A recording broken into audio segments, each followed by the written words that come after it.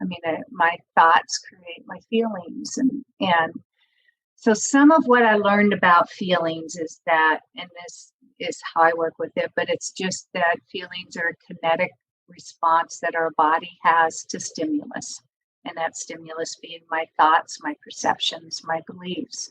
So if I don't like the way I feel, I need to change the way I think.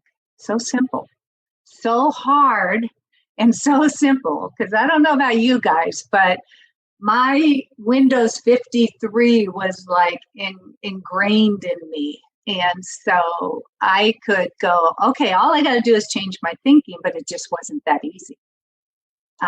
It took a lot of practice and time.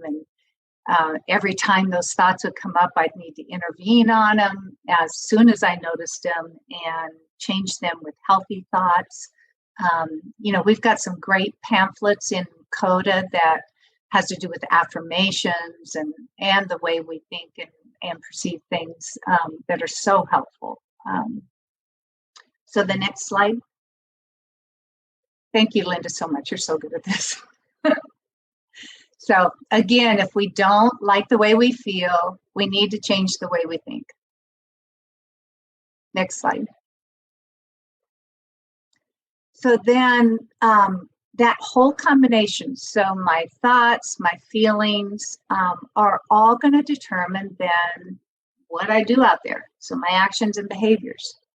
So, that's going to make the difference on whether my behaviors are going to be mindful and I'm going to really be conscious of my behaviors, or are they going to be reactive?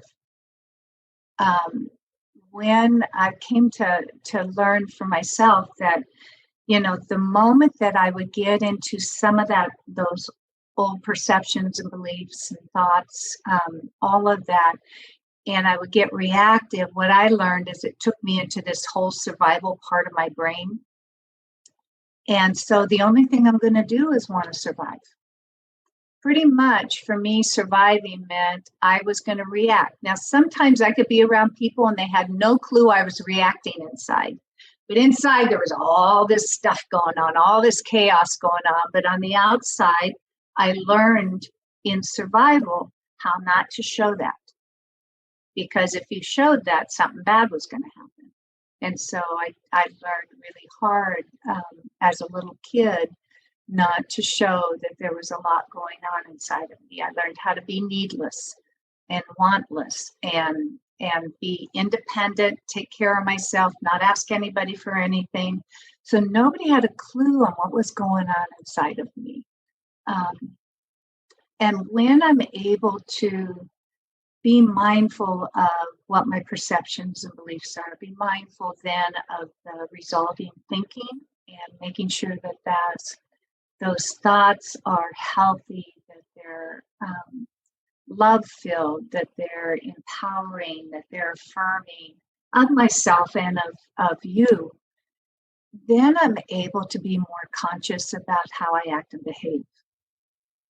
Then I'm able to access what I've learned, a part of my brain that is where our wisdom comes from, and our mindfulness and our ability to connect with God, to connect with love and perceive what love really is.